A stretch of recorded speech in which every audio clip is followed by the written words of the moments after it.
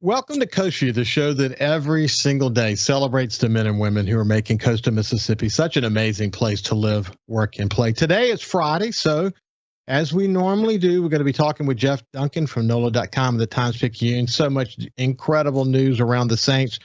We're going to do that in the second half of the show today because I've got a special guest, an old friend for the first half. We'll come back to him in just a second. But let me share a quote with you real quick, and also some really good news around Haley Barbour.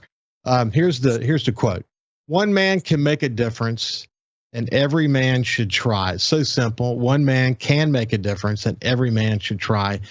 And that was Jacqueline Kennedy Onassis. When I came across that, I had seen it before, but it's really important. I mean, I think we can all make a difference, and this show's really about celebrating leaders who not only are making a difference themselves, but inspiring others to make a difference. And when I think about someone who made a difference to coastal Mississippi in more ways than one, is Haley Barbour. Governor Barbour, my gosh, what he did for coastal Mississippi as the leader of Mississippi, as the governor after Hurricane Katrina, can't be denied. And I was honored to write the foreword in his book, America's Great Storm, leading through Hurricane Katrina. Haley Barbour was recognized Wednesday night at the American Association of Political Consultants annual meeting. He was inducted into the Hall of Fame, and I had the pleasure of contributing to a video that was produced. And I saw the video this morning, and let me tell you, it is super special. And it's a reminder. I'll share it with you next week, in fact, but it's a reminder. I wish we could get back to having conversations about ideas and policy and not have this sort of divided, polarized world that we live in. I know that politics has always been polarizing, but today it's more so, and it's a little unfortunate, and I don't like it. I don't like where we are today. I wish we would talk more about ideas and policy. But when you watch this video or listen to the video that I will share next week, you'll get a strong sense of not only Haley Barbour's impact to Mississippi, but you'll also get get a sense of his impact on the United States. It's truly remarkable that he did that. So congratulations to my friend Haley Barbour on getting inducted into the American Association of Political Consultants Hall of Fame. And as someone pointed out at the end of the video, why did it take so long? That's my observation. So now let's move over to an old friend, someone I care deeply about. I'll tell you why in just a second, but it's Joseph Simpson. He and his fiancee, Carol Ann Custer, have created a really unique jewelry business, and we're going to talk about that business in a minute. It's currently called Simpsons Smithy, but he mentions that they may change the name for it. We'll talk about why that particular name is interesting here in just a second. But without any further ado, welcome to Coast Vue, my old friend Joseph. Hey, Ricky. It's great to be on. Really great to have you. It's good to see you. Hey, look, this conversation hits on so many different cylinders. As you know, we had a mentorship relationship for a very long time, and I knew your mother very well. And you know about me that I always committed a certain amount of my time to young people who were open to mentorship, and you and I had that kind of a relationship. And it's been awesome to see you evolve to become a young adult. I thought one day you would actually become a writer. You've been writing. You will write books in the future. That's for sure. You're incredibly smart, incredibly talented. It is so interesting to me that you found jewelry, very specific kinds of artsy jewelry, to be maybe an opportunity for you. That's not all you're involved in, but that to me, that entrepreneurship, I'm not surprised that entrepreneurship is something you've been drawn to. But we'll come back to that in just a second. How long have we been associated with each other? I was just thinking about that. I remember in 2008, I think, or maybe it was 2007 before I left. Either it was right after, or right before I left, or right after I came back to Mississippi. So it was either my junior year or my senior year of high school that I really specifically remember sitting down and talking with you at the Sun Herald building. I went to go visit you there. And that was when you kind of encouraged me to go to Southern. And then I think I came back. I was living in Boston after high school because I went away for high school, and then I came back. And then I went to Boston, and it was after there was a fire and a flood at my restaurant that I ended up coming back and actually taking your advice and going to Southern for a semester for beginning a long and arduous journey to jewelry making, which is where I ended up finding myself. I'd always wanted to be a professional artist, and I remember when I went to high school, my art teacher was not awesome. My final art teacher, my first art teacher was phenomenal. My last art teacher was not. And the internet wasn't what it is now. Facebook, social media wasn't what it is now. To be a professional artist, you had to sell art somehow, and the internet wasn't a resource. So if you think about being an artist now, you're like, yeah, well, I can have Etsy, I can do my website, I can do, whatever. Back then, creating a website was an act of God. I mean, you had to know how to code HTML. You had to know how to, because they didn't have domains the way they have now. So it was different, and even though my parents owned a gallery, and I sold art at the gallery, and I taught art classes, and I was already like making money as an artist, I still felt like, well, I have to get a real job. I can't just be an artist because you don't, how am I going to feed myself, my family on the hope of an art sale here and there, So Gerald Benino, Gerald, I'm sure, I mean, from the gallery and, whatever. So he had been a friend of the family, for a while too. And he had approached me, I want to say in like 2013, 2014 to mentor under him, to learn, to apprentice under him, to learn jewelry making. And at the time, I don't know, I was in a different on a different path in life, and I ended up not really taking him up on his offer.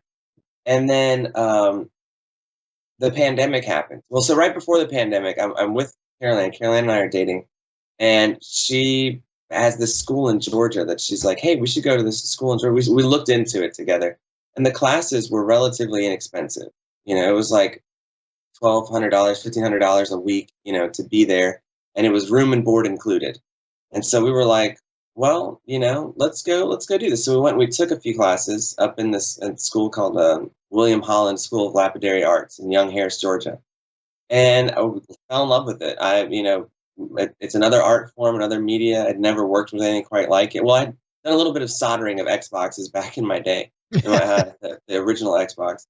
And so, but I was able to, my brother has the crystal shop, the gems store. So I'd gotten a little taste of like, pretty rocks, basically, pretty shiny rocks. I was like, oh, these are really cool. But being able to put them in gold and silver and then being able to wear them was even cooler. So on top of being able to create original pieces of artwork, which is obviously the goal and the fulfilling part of being an artist, there was the unique opportunity to do jewelry repair, which is kind of a bread and butter type of thing. So it's like, even if somebody's not always buying your unique, one-of-a-kind pieces of art, at least they're bringing you in things and you're working with the same tools. Like if you want to be a painter and you want to be like a professional painter that's not necessarily your art, you can paint walls, or you could paint cars, or you could find something else to paint.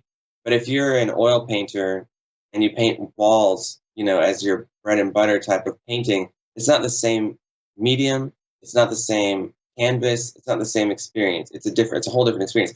But with jewelry smithing, with silversmithing, with goldsmithing, you sit, even if you're doing a repair, you sit at your same bench, you use your same tools, you use the same techniques, you approach the piece in the same way, you have to think about it. So it never really removes you from the artistic element of jewelry making, even to just do repairs. Joseph, what's interesting about your work, and of course this is a radio show, and we're not able to show the radio audience, but if I'd have thought about it, I'd have grabbed a couple of photographs to show people. But how do you describe what you do? Because it's very unique. Your jewelry is very unique. There's a lot of color.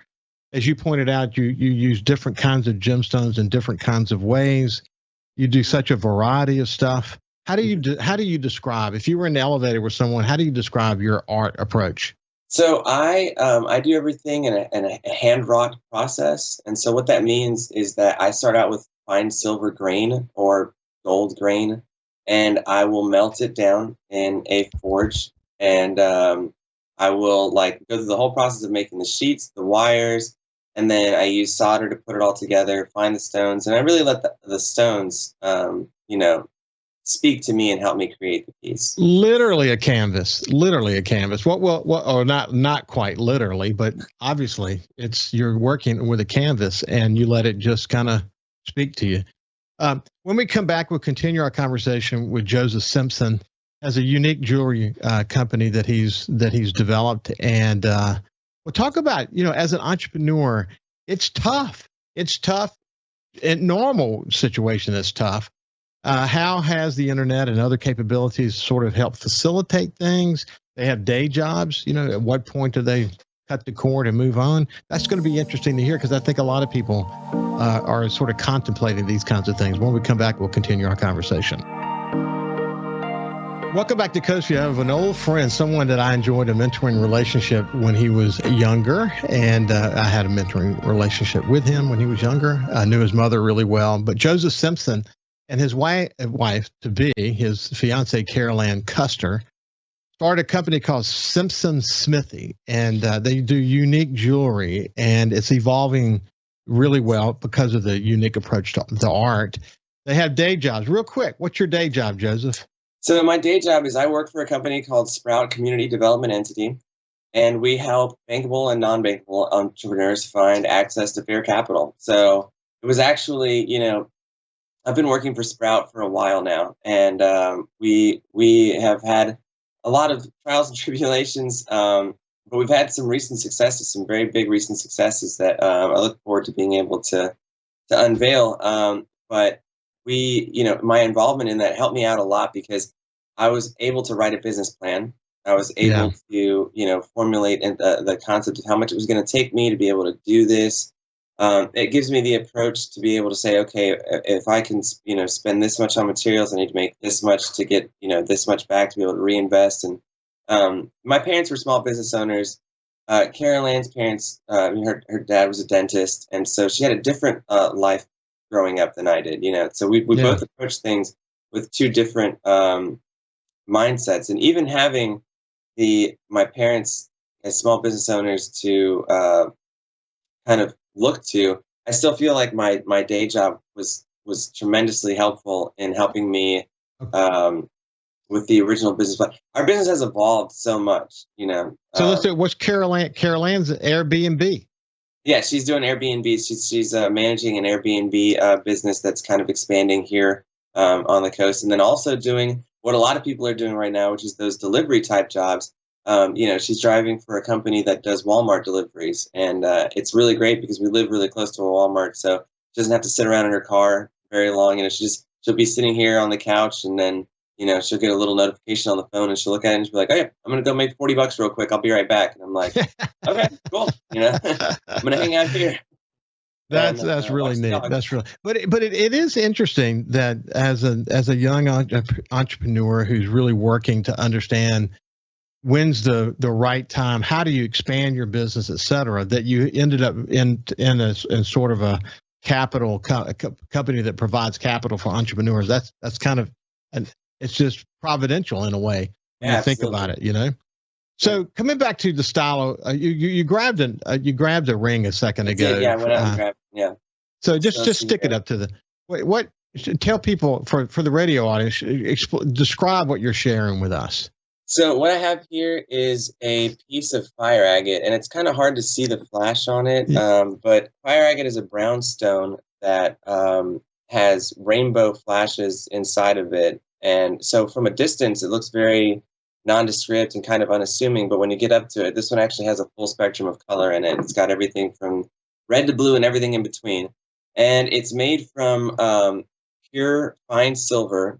And so what I Mhm. did was, I create every single component of this ring by first pouring it into an ingot mold and then rolling out different parts of it. So, it's kind of a shield shape here. And this is one of the first rings that I made to be able to show that I make jewelry.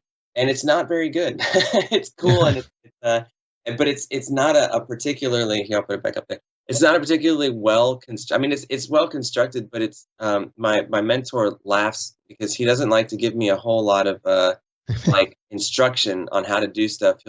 I'll say, okay, I want to do this. How should I do that? And he'll go, okay, well, you can try this, or what do you think? And then I'll try to do stuff, and I'll put stuff together, and he'll be like, because he was trained in like I don't know if it was Germany and Switzerland. He was in the military, and he's been doing jewelry for 40 years. He was trained in Europe. He's got the real deal jewelry education. And so that when I do things, he's always like, well, that's not necessarily, but yeah, that works. And so. So Joseph, how often when you're making something, I bet you've had a bunch of aha moments as the more you've been doing this for a while, to say, wow, that's really interesting. I take that and exacerbate that a little bit. It's going to create that effect, and it really matches well with the stone. I can only imagine, because I just should tell people you're incredibly smart. You're a really, really, really smart person, and I always enjoyed your mind. That's why I felt like you'd be a writer. But building jewelry can be an incredibly intricate process, requiring a lot of knowledge. Yeah, no, I mean, not only does it take, what I love about it so much is that not only does it take, a pretty remarkable amount of like knowledge of the metal itself, but also the steady hands and the eyesight and the mind to put it all together. I mean, metal is a very unforgiving medium. I think probably the only medium less forgiving is clay, but you have a lot of wiggle room within the process of creating a clay piece of art. So with metal, when you're trying to fit like this, a perfect example is, this is one of the reasons why this is actually, it's a well put together thing. It's just, so this piece right here, you can see the cutaways on the sides, and you can kind of see into it. So the interior part that you can't really see that's underneath the stone there, it's actually domed to keep the stone in place with the prongs that are holding it. So the piece of metal that goes around it has to be form fit to that domed piece. So you have a rounded piece of metal that you're then trying to get very sharp angles to meet up with. And all that stuff has to meet up perfectly, or else there's holes in the piece. So to get like a flat shape up against a curved shape, and the angles all have to be perfectly right. The length of it has to be cut perfectly right and soldered perfectly right, so that when it fits together, it fits perfectly right. The prongs have to be drilled in such a way so that when they come up and they touch the stone enough to grab over the stone, every single element of the piece when it gets put together requires so much precision that the thing is, you don't have to be that precise, right? It's kind of the same thing. Like you talk about my intelligence comes mainly from, people know about it mainly from like my test scores and stuff. And I actually really enjoyed school because you get like stuff like that. They tell you, here's the stuff, and then they go, okay, and here's the test. Like, what do you know? How can you apply what you know? Do you remember this stuff? Can you do this? And there's the opportunity to do things perfectly. You can get 100 on every test and get straight 100 in school.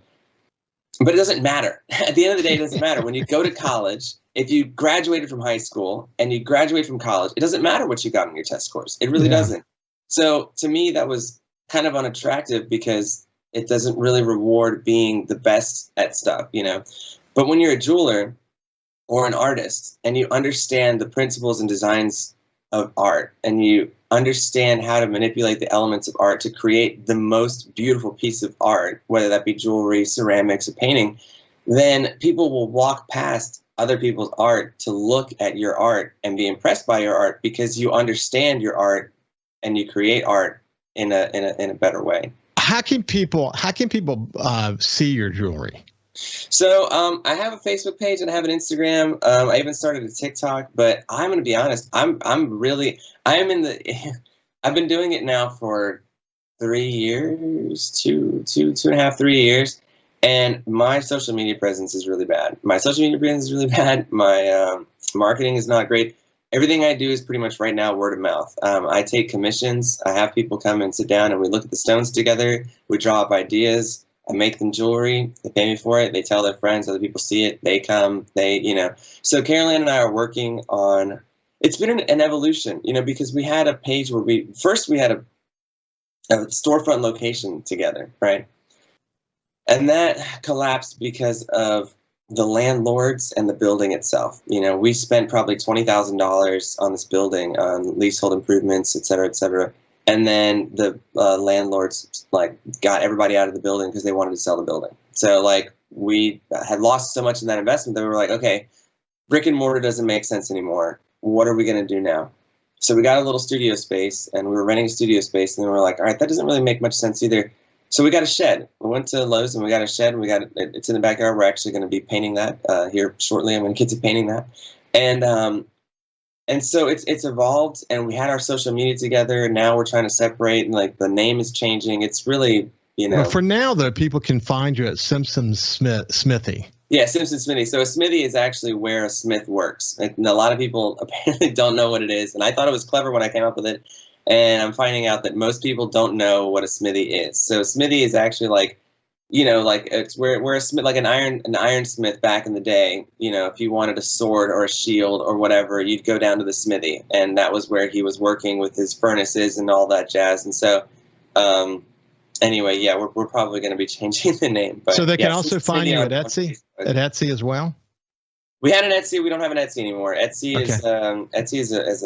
is a whole different ball game. I know. I've actually followed them just because I have an interest in digital media. Their percentages that they take have gotten out of hand. Yeah. But let's do this. We'll catch up with you again in a few months and just see how you're doing. And sure, yeah, we'd love to come back. Congratulations on starting this business, and it'd be interesting sort of following it along as you get closer to, maybe quitting your day jobs at some point. For sure, yeah. It's it's kind of like bouncing around. It's like my dad always said, you got to spiral, at least keep moving in a direction so you can keep moving forward. So that's what we're doing. Absolutely. Look forward to catching up on it. This has been Joseph Simpson. When we come back, Jeff Duncan from NOLA.com and the Times-Picayune. See you after this break.